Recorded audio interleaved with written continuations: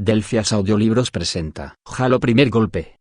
Una novela del universo Halo, escrita por Eric Nylund. Publicada en diciembre de 2003 y que llena el vacío entre Halo Combat Evolved y Halo 2. Sección 6. Operación Primer Golpe. Capítulo 33. 0610 horas. 13 de septiembre de 2552. Fecha revisada según el calendario militar. A bordo de la estación de combate Unil Hierophant. Un tentáculo de goma se adentró por la juntura de la escotilla de la nave de transporte. John alzó una mano y le hizo un gesto a Linda para que mantuviese la calma. Reconocía aquella extremidad alienígena. Los pelillos sensores. Los órganos sensitivos globulares solo podían pertenecer a un mecánico Covenant. El mecánico empujó la escotilla hasta abrirla del todo, y pasó flotando al lado de John y de Linda como si no estuvieran ahí. Silbó y chasqueó mientras pasaba sus tentáculos por encima de las extrañas planchas de blindaje y los grumos de plomo. Dos mecánicos más se apresuraron a entrar por la escotilla abierta y unirse al primero. Mientras permitieran que aquellos alienígenas de mente sencilla hicieran su trabajo, no dispararían ninguna alarma. Pero, ¿qué más debía de haber ahí fuera? John se reclinó contra el marco de la escotilla y dejó que la sonda de fibra óptica saliera al exterior. Había una línea de naves de transporte, de cazas Seraph y otros aparatos individuales que se alargaban hasta perderse entre las sombras. Había enjambres completos de mecánicos, miles de aquellas criaturas, flotando y deslizándose por encima del área. Recogían algunos fragmentos, desensamblaban y volvían a ensamblar secciones completas de cascos de algunas naves y comprobaban las turbinas de plasma. No había ni rastro de un comité de bienvenida formado por con acento agudo que estuviese esperando al equipo azul. John giró la sonda óptica hacia arriba y pudo ver una cubierta enrejada por encima de él, con herramientas, soldadores y linternas que colgaban como si se tratasen de lianas de una selva. Era un punto tan bueno como otro para empezar a orientarse. John se dio la vuelta, señaló a Linda y a Will, y a continuación hacia arriba, fuera de la escotilla. Asintieron y salieron de la nave. 5 segundos después se encendieron las luces de reconocimiento de Azul 4 y Azul 3. Era seguro para el resto de ellos. John se agarró a la parte superior del marco de la escotilla y se encramó al techo de la nave de transporte de un salto. Cogió una cuerda colgante y trepó hasta la cubierta enrejada en la que se habían agazapado Linda y Will, vigilantes, asegurándose de que el hangar seguía despejado.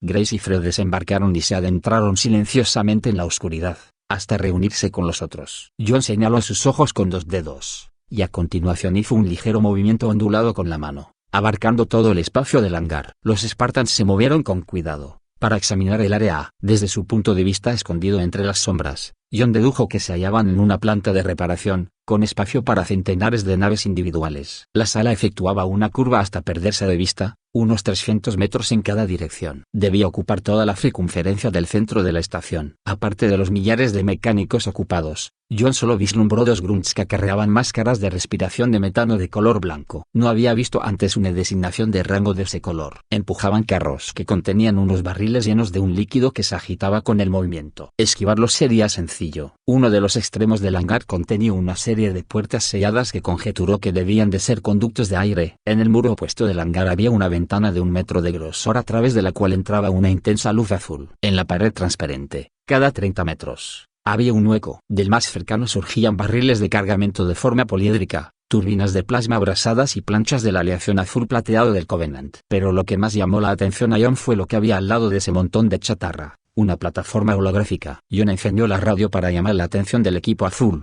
señaló la pila de chatarra, alzó 2 dedos y señaló de nuevo hacia el hueco. Todo el mundo asintió. Habían comprendido la orden. Fred y Linda se alzaron sobre la cubierta, corrieron por el hangar y se fundieron en las sombras, tras una sección cortada de un casco. Grace los siguió. John miró arriba y abajo, y a ambos lados del hangar y se aseguró de que no había ningún grunt a la vista. Will y él corrieron y se cubrieron detrás de una turbina de plasma del tamaño de un vehículo ligero de reconocimiento, un Warthog. Usó las 2 manos para señalar a Fred y a Linda, volvió las manos para apuntarse a sí mismo y hizo un gesto con la cabeza hacia la terminal de datos.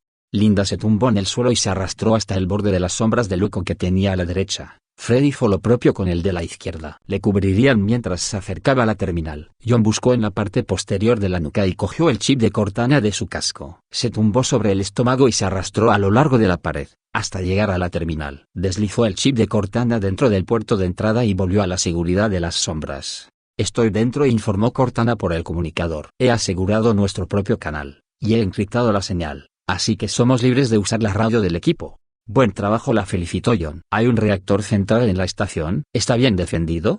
Espera, tengo que desplazarme con cuidado. En este sistema hay una IA Covenant de seguridad. John esperaba que las rutinas de infiltración de esta copia de Cortana fuesen tan efectivas como las de la real. Tengo los planos de la estación, comunicó Cortana. Las buenas noticias es que cada lóbulo tiene un complejo reactor central con 500 unidades de 12 teravatios, similares al diseño de los reactores de fusión que hay en sus naves. Parece ser que usan esta energía para alimentar un generador de escudos que podría llegar a repeler la colisión de una luna pequeña. Puedo sobrecargar un reactor y provocar que sus turbinas de campo se fundan, lo que saturaría las... ¿Signo de interrogación abierta explotará? Preguntó John, impaciente. Sí.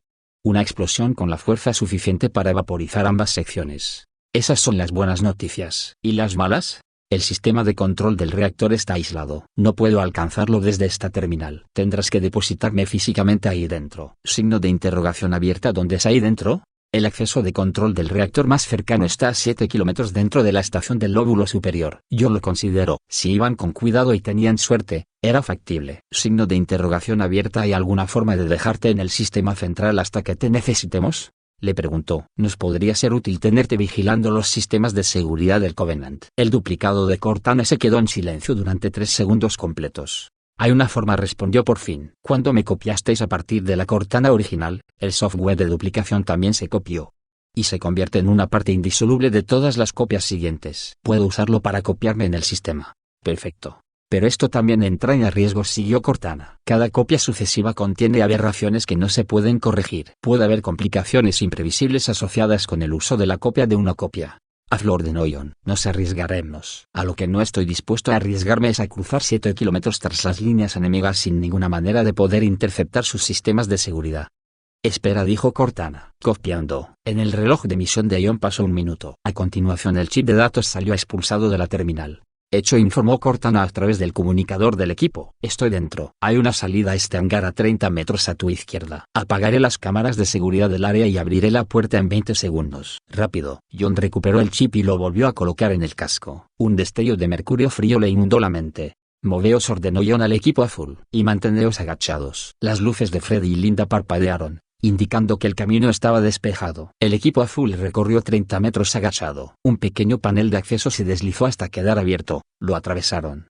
Y la puerta se cerró detrás de ellos. Siguieron adelante, caminando encorvados, gateaban sobre manos y pies, se arrastraban sobre los estómagos, aunque para poder hacerlo tenían que apagar sus escudos y raspar todo el rato su armadura contra el metal del suelo. Siguieron las instrucciones de Cortana durante kilómetros y se detenían mientras ella hacía que los sensores de movimiento pasasen pruebas de diagnóstico para camuflar sus pasos. Cruzaron, doblaron y se deslizaron por el interior de largas tuberías, esquivaron las enormes aspas de los ventiladores de circulación, y se acercaron tanto a las turbinas de los transformadores que las chispas que emitían chocaban contra sus escudos. Según el reloj de misión de John, siguieron aquella ruta durante 11 horas. Hasta que llegaron a un callejón sin salida. Son soldaduras nuevas, indicó Fred, pasando un guantelete por encima de las junturas de la plancha de aleación que les bloqueaba el camino. Debe de ser una reparación no incluida en el diario de la estación, dijo Cortana por la radio. ¿Signo de interrogación abierta? ¿Opciones? Preguntó John. Solo tengo rutinas de planificación limitada, replicó Cortana. Hay 3 opciones evidentes. Podéis eliminar el obstáculo con una mina antitanque Lotus. Podéis volver al hangar de reparaciones y buscar una ruta menos obvia que esta. O seguir una ruta alternativa, más rápida, pero que tiene algunos inconvenientes. Se nos acaba el tiempo, dijo John. El Covenant no se quedará aquí mucho más antes del ataque sobre la Tierra. ¿Cuál es la ruta más rápida? Volved atrás 400 metros, girad en 090. Seguid adelante otros 20 metros y salid a través de un acceso de desechos. Desde ahí, estaréis al aire libre durante 700 metros, cruzaréis una estructura, y después podréis descender por un corredor vigilado, hasta las cámaras del reactor. ¿Signo de interrogación abierta? ¿Qué significa al aire libre? Interrumpió Grace. Es una estación espacial, no debería haber espacios abiertos. Míralo tú misma, respondió Cortana. En sus HUD se proyectó un plano del espacio al aire libre. John no pudo comprender del todo el diagrama, pero pudo percibir que había varias pasarelas, edificios, e incluso algunos canales de agua. Como les había dicho Cortana, había un montón de espacios al descubierto donde podrían verlos. Echemos un vistazo, sugirió John. Condujo a su equipo de vuelta por el camino que habían seguido, y abrió el conducto de desechos. Una luz azul inundó el túnel. John parpadeó y esperó a que los ojos se acostumbraran antes de introducir la sonda de fibra óptica por la abertura. John no comprendía lo que veía. La sonda óptica debía de estar funcionando incorrectamente. La imagen parecía distorsionada. No captaba ningún movimiento cercano, por lo que se arriesgó a asomar la cabeza. Estaba en un extremo de un callejón, con muros que se alzaban más de 10 metros a cada uno de sus lados, y que lanzaban largas sombras sobre el agujero de desechos. Un grupo de yacals cruzó por delante de la boca del callejón, a menos de 5 metros de su posición. Se agachó. Y ninguna de aquellas criaturas de aspecto parecido al de un buitre percibió su presencia en las sombras. Cuando hubieron pasado, miró hacia arriba y descubrió que la sonda de fibra óptica no estaba estropeada. La estación espacial estaba vacía, y un rayo de luz que brotaba del centro la cruzaba en toda su extensión. Una luz azul iluminaba como la de la luz del día. En la superficie curva del interior había unas agujas delgadas, pirámides con peldaños bajos, y templos sostenidos por columnas. Las pasarelas de superficies móviles cruzaban todo el área, igual que las tuberías con cápsulas que transportaban pasajeros. El agua fluía por las paredes en pautas helicoidales, y después caían hacia arriba, como una cascada invertida, hasta las enormes torres vacías que brotaban de los muros opuestos. Los Banshees volaban en formación a través del espacio central de la enorme estancia, junto con enormes bandadas de pájaros y nubes de mariposas. Parecía un grabado de Cher que hubiese cobrado vida. Durante un segundo, John sintió un terrible vértigo. Entonces comprendió que con la avanzada tecnología de gravedad del Covenant, allí no tenían por qué estar arriba o abajo. Pero era extraño que una estación militar contuviese unos adornos tan innecesarios. De todos modos, el cuartel general de la flota tenía un enorme patio en su vestíbulo. Quizás aquello era el equivalente del Covenant multiplicado por 100. John vislumbró una banda de material translúcido, que brillaba en el muro más alejado. Signo de interrogación abierta es la ventana del hangar de reparaciones. ¿Cortana? Correcto, contestó la IA. Bueno, al menos ya sabemos dónde está la salida. ¿Y la estructura en la que tenemos que entrar? A la 1 en punto. La que tiene las columnas grabadas. Es la ruta más directa a la cámara de los reactores. John salió del agujero y se deslizó hasta la pared más cercana. Las sombras, bajo la brillante luz del día, harían un buen trabajo camuflándolo. De acuerdo, equipo azul. Orientaos. Todo lo que podáis. Nuestro objetivo es el edificio de columnas de la 1 en punto. Creo que podemos llegar con una carrera de 300 metros en terreno abierto. Lo intentaremos.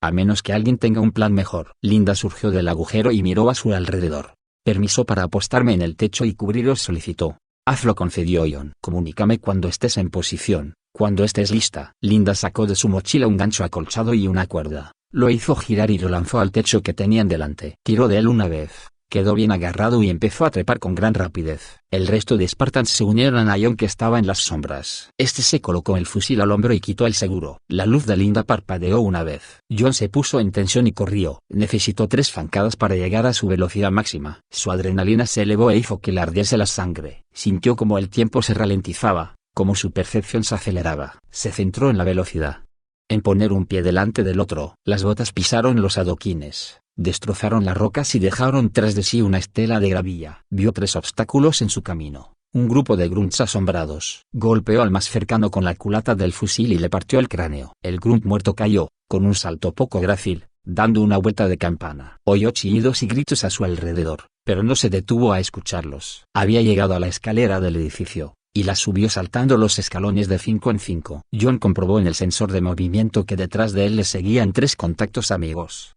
y que en la periferia de su alcance había una masa sólida de contactos enemigos. Hasta ahora vais bien, informó Linda. Con acento agudo lites, pero no llevan armas. No, espera. Un par de Hunters avanza hacia vuestra posición. Espera. 4 disparos cruzaron el aire con el sonido de un trueno. Amenaza neutralizada, comunicó Linda. El resto se están desperdigando. Se acercan Banshees. Me pongo en marcha. John despejó la escalera y se detuvo en el umbral del templo. El interior era fresco. Las lecturas de temperatura externa indicaban un nivel casi de congelación. La luz se filtraba a través de una vidriera de colores que había en el techo, con tonos lavanda, cobalto y turquesa. 3 hileras de columnas gigantescas construidas con un basalto negro azulado recorrían los 30 metros de longitud de la estructura, proyectando unas enormes sombras. Apoyó la espalda contra uno de los pilares y barrió la entrada, cubriendo a su equipo mientras este entraba. Cortana, actualiza la información de la estación de seguridad, ordenó John.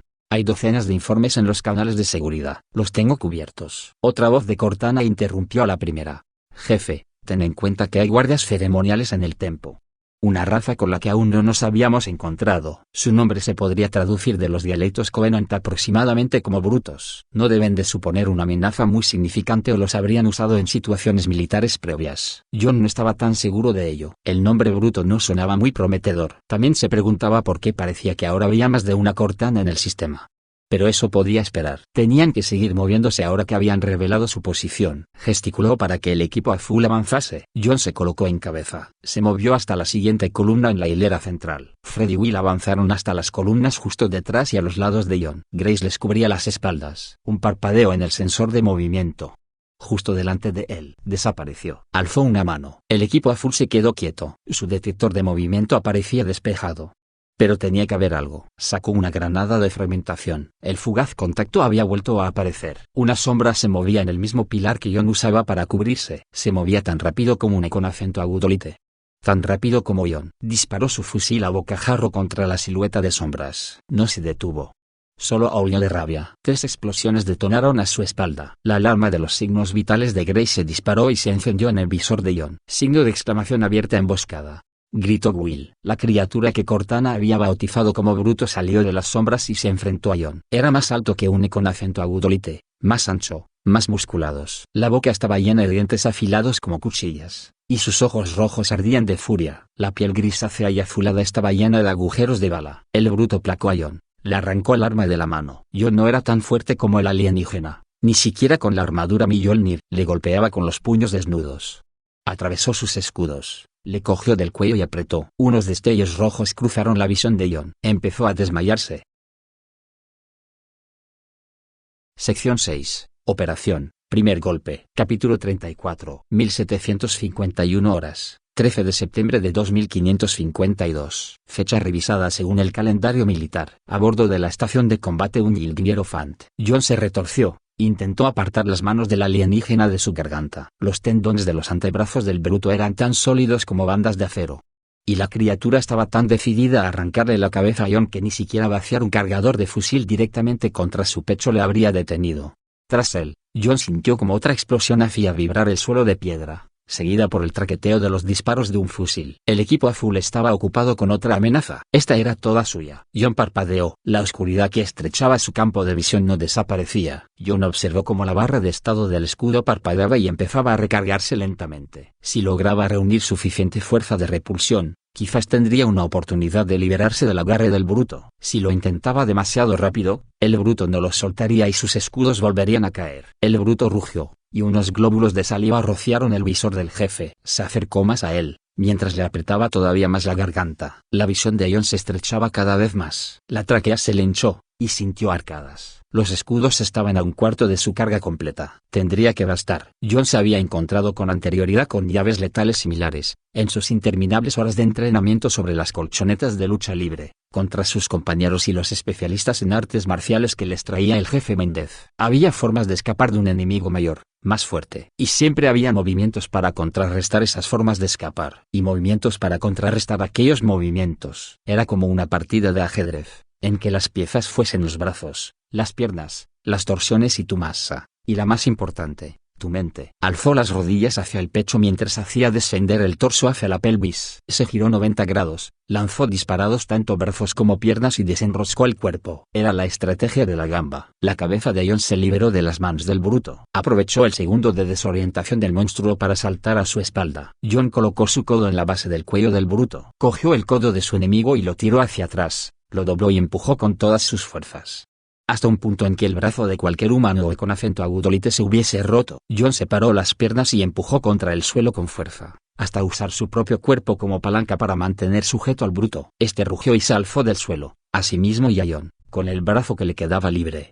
No, lo harás. John aún sostenía una granada de fragmentación en la mano izquierda. Arrancó la anilla de seguridad, estiró el brazo alrededor hasta llegar debajo del cuerpo del bruto, se la pegó al cinturón. Se apartó, y aprovechó para dar una patada al brazo que lo mantenía en alto. El bruto se desplomó sobre el suelo con un grito de rabia. La granada detonó. Los alzó a los dos a 1 metro del suelo, y aterrizaron de nuevo, esta vez acompañados por un chasquido húmedo, pulposo. La cabeza del bruto muerto se había partido al chocar contra el suelo. El jefe maestro se apartó con una voltereta y se puso en pie de un salto, echó un vistazo, intentando localizar al equipo azul. Los enormes pilares le bloqueaban el campo de visión, pero pudo ver en el sensor de movimiento que Fred estaba tras una columna más abajo, a la izquierda, y que Will estaba en la de la derecha. No había ninguna marca que indicase la posición de Grace, pero sí que captaba algunos movimientos borrosos más allá de los arcos de la entrada al templo. Y había algo más.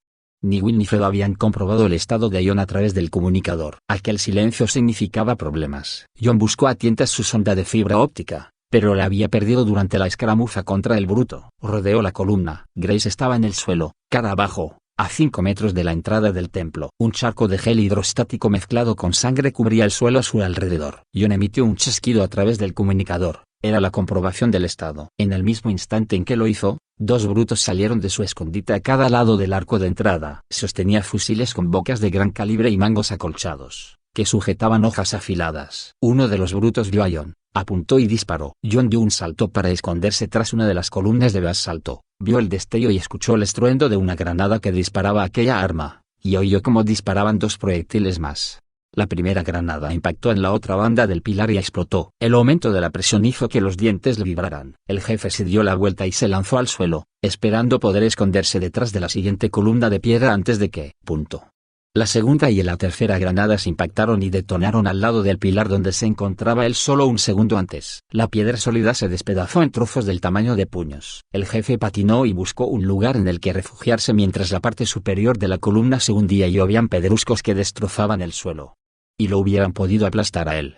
Ese había sido el resultado de enfrentarse contra aquellos brutos en combate directo. John no podría aguantar otra pelea mano a mano, y menos teniendo en cuenta que se le acababa el tiempo, ni con todos los miembros del Covenant que se encontraban en la estación dispuestos a despedazarlo. Y lo que complicaba más las cosas era la aparente habilidad del enemigo para localizarles cada vez que usaban la radio. Eso solo le dejaba una opción estratégica: huir. Pero no iba a dejar a Grace atrás. Al menos, no hasta asegurarse de que estaba muerta. Se descolgó la mochila de la espalda y cogió de dentro una de las 2 minas antitanques Lotus. El disco tenía 1/4 de metro de diámetro, con agujas que salían por el borde para estabilizarlo cuando estuviese enterrado. Situó el seleccionador de detonación en cuenta atrás, de 7 segundos, y se deslizó por el borde de la columna. Tiró la mina con un movimiento de muñeca, se desplazó por el templo en un amplio arco y se pegó en el muro que había justo encima de la entrada. Faltaban 2 segundos para que explotara. John encendió el comunicador. Signo de exclamación: abierta fuego en la trinchera. Los brutos se movieron, abandonando su escondrijo, y alzaron sus letales lanzagranadas. La mina Lotus detonó. Fue un destello, un instante de fuego. La abertura del templo y los brutos se vaporizaron, reemplazados por una nube de polvo y una cascada de piedras que caía del techo. Un brazo gris surgió de los cascotes, todavía se movía. John se acercó. La entrada estaba sellada. Durante unos segundos, estaban a salvo, y se arrodilló al lado de Grace. Sus signos vitales mostraban una línea plana. Intentó darle la vuelta, pero no fue necesario. Las detonaciones que había oído mientras se enfrentaba al primer bruto habían pertenecido a 3 de sus granadas de alta velocidad, y le habían arrancado el torso a Grace. Fred y Will salieron del lugar donde se cubrían. John les miró y meneó la cabeza. John abrió el pequeño panel de acceso de la sección de energía de la armadura de Grace y tecleó el código de seguridad. Todavía tenían que acabar una misión, lo que significaba que no podrían llevársela con ellos. Les frenaría demasiado, pero tampoco dejarían que cayera en manos del Covenant. El pequeño reactor de fusión de la armadura se sobrecargaría y lo quemaría todo en un radio de 10 metros. Sería la pira funeral de Grace. En marcha, ordenó John. Cortana, ¿por dónde? Adentraos 20 metros en el templo. Girad a la derecha. Hay una entrada cerrada, una escotilla de acceso para mecánicos. La abriré y la cerraré cuando la hayáis cruzado. Rápido. Me encuentro una resistencia cada vez más poderosa de las ya de la estación. Aunque he bloqueado los canales de seguridad, los rumores de intrusos se están divulgando por canales de comunicación privados. Su voz reflejaba un curioso eco. Quizás fuese una reverberación de los Covenant que intentaban triangular su señal. O quizás se trataba de algún otro efecto. ¿De qué le había advertido? ¿De complicaciones imprevisibles si se usaba una copia de Cortana? Comprendido. Hizo una señal a Fred y a Will para que avanzasen. Miró por última vez a Grace, y empezó a caminar, rápida y silenciosamente. No habían más contactos por movimiento en el templo. El jefe pudo ver a Grunts, y a Kells, con acento agudo, lites y jontes pintados en los muros. En las sombras, a causa de la luz que atravesaba las vidrieras, esas pinturas parecían moverse, y se arrodillaban ante algo que estaba más allá. El jefe deseó haber tenido más tiempo para poder grabarlo todo en vídeo. El equipo azul avanzó 30 metros y giró ante una sección de la pared, que se desplazó. El conducto podría permitir el paso de 2 mecánicos de lado, pero John tuvo que agacharse y doblarse para poder entrar. Will y Fred le siguieron. Cortana cerró la puerta tras ellos. Avanzaron por el estrecho conducto hasta un recodo de 90 grados, que después caía. Will sujetó una cuerda y bajaron haciendo rappel unos cuantos metros, hasta aterrizar sobre una plataforma. John se encontró mirando una cueva excavada en la roca que se alzaba 90 metros y que desaparecía en las sombras. En la distancia, el espacio estaba ocupado por 512 reactores de fusión que parecían conchas planas, con forma de espiral, colocadas en filas y columnas de 8. Cada uno tenía el tamaño de una nave de transporte Pelican y rezumaban energía, soltaban oleadas y oleadas de calor. Las zonas abiertas entre reactores estaban ocupadas por una maraña de conductos de plasma, y bullían con el enjambre de miles de mecánicos voladores que se ocupaban de la maquinaria. Unas pequeñas ráfagas de una luz tenue, formadas por el plasma que se había filtrado, daban vueltas como pequeños torbellinos, y los intensos vórtices magnéticos de la caverna los sacudían hasta convertirlos en espuma luminosa. Era una labor impresionante de ingeniería. Era como si los arquitectos de la estación hubiesen excavado aquella sala en el corazón de un asteroide y hubiesen construido a su alrededor el resto de la instalación. Will señaló al otro lado de la sala, hacia 3 Jackals que cruzaban a pie una pasarela. El equipo azul tomó posiciones y no se movió. Allí anunció Cortana. Tras esa plataforma, hay una terminal del subsistema de reactores. John hizo un gesto con la mano para Will y Fred, esperó a que los guardias Jackal pasasen y después cruzó corriendo la plataforma. Se quitó el chip de Cortana y lo insertó en la terminal. Estoy dentro, informó Cortana 3 segundos después. Hay muy pocas medidas contra intrusos en este sistema. Podré llevar a cabo la sobrecarga. He encontrado una ruta de salida para el equipo azul. La he cargado en vuestros sistemas de navegación. Debería de ser lo bastante discreta para permitiros volver al hangar de reparaciones sin que os detecten. Una vez estéis allí, dadme la orden y empezaré. Tardaré 10 minutos en sobrecargar estas instalaciones, y no hay manera de detenerlo una vez haya empezado. Jefe, tiene que estar seguro. Esta estación y la flota Covenant pueden saltar a la Tierra en los próximos 10 minutos, conjeturó John. Miró a Fred y a Will, y asintieron, como si pudiesen leerle la mente. Cortana, procede ya con la sobrecarga. La luz de los reactores cambió, el azul del plasma se puso blanco y se extendió como veneno por los conductos. Sobrecarga iniciada, anunció la copia de Cortana. Sugiero que el equipo azul se dirija a máxima velocidad hacia la salida. Un triángulo de navegación indicaba una escalerilla que subía hasta la pasarela que tenían encima. John señaló con 2 dedos a Fred y a Will, y después hizo una seña con la cabeza a los Jackals que patrullaban. Fred y Will se agacharon y esperaron a que él fuese en primer lugar. John trepó por la escalerilla. Cuando estaba cerca de la parte superior, resonaron 3 disparos detrás de él. El sonido casi quedó ahogado por las reverberaciones cada vez más intensas de los reactores. Llegó a la pasarela, y vio a los 3 Jackals tendidos, muertos. Comprobó con su fusil ambas direcciones y les hizo una señal a Will y a Fred para que le acompañasen. La cuenta atrás indicaba 9:47. El calor y la luz de los reactores se hacían cada vez más potentes, y los escudos de John parpadearon ligeramente. El equipo azul llegó a la carrera a un ascensor. Entraron. Las puertas se cerraron y la cabina se puso en marcha. Cuando las puertas se volvieron a abrir, la artificial luz solar azulada llenó la cabina, acompañada por las sombras de 12 con acento agudolites que esperaban el ascensor. El equipo azul abrió fuego y derribaron a los 12 con acento agudolites, que rociaron el suelo de sangre. El jefe se asomó por el borde de la puerta del ascensor y vio una red de fuentes y tubos y una de las curiosas cascadas que ascendían desde el centro. Era una sala de enfriamiento para los reactores que había debajo. El agua de los canales humeaba. Vio que con acento agudolites del Covenant y varios Hunters se habían reunido en la entrada del templo, a 100 metros a su derecha, y sobre el templo, docenas de Banshees daban vueltas, buscando a sus presas. Un grupo de Grunts había logrado abrir una entrada al templo. Un destello de luz y fuego escapó del interior, como una llamarada alargada, abrazó a los Grunts y a los con acento agudolites que estaban supervisando los trabajos. Adiós, Grace, susurró John. La detonación de su reactor les conseguiría un poco de tiempo, mientras las fuerzas del Covenant intentaban dilucidar lo que había sucedido. Quizás pensarían que el equipo azul seguía en el interior del templo. Con su última acción, Grace había llevado por delante a una docena de Grunts y a 4 con acento agudolites. Se habría sentido complacida. John se volvió hacia el extremo más alejado de la enorme estancia y vislumbró una banda de material traslúcido en el muro. Llevaba a los hangares de reparación, a las escotillas de aire que había detrás. Aquella era su salida. Miró el contador de misiones. 8:42. Tenían que llegar rápidamente. Su mirada se clavó en los Banshees, que seguían en el aire. Buscó a Linda, que debía de seguir apostada en alguna parte de la extraña geometría de aquella estación. Podía estar en cualquier parte. Había kilómetros de techos y cornisas donde esconderse. John encendió su radio. Linda, No contestes. El Covenant triangula nuestras señales. Espero que lo hagan ahora y envíen unos cuantos Banshees a reconocer esta zona. Cuando se acerquen a la planta de enfriamiento, acaba con los pilotos. Necesitamos sus vehículos. No hubo respuesta. ¿Significaba eso que Linda lo había comprendido, que iba a ayudarlos? ¿O estaba muerta? Como John esperaba, 3 Banshees se separaron de la partida de búsqueda que daba vueltas alrededor del templo y viraron hacia ellos. John hizo un gesto a Fred y a Will para que salieran del ascensor y se adentrasen en el bosque de tubos humeantes. Se dispersaron. Buscaron un lugar donde cubrirse y apuntaron contra los Banshees. Las naves alienígenas se acercaron, empezaron a frenar.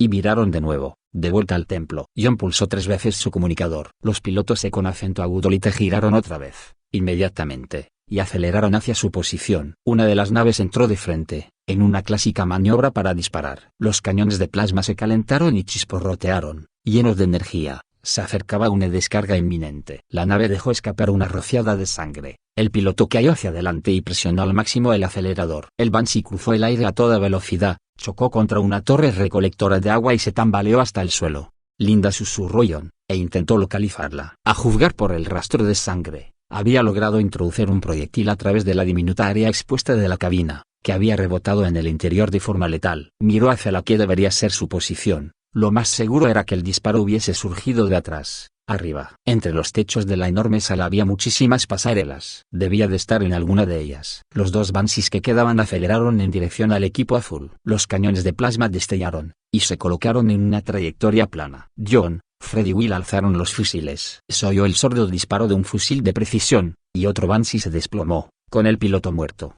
sobre el suelo, gracias a las habilidades de Linda.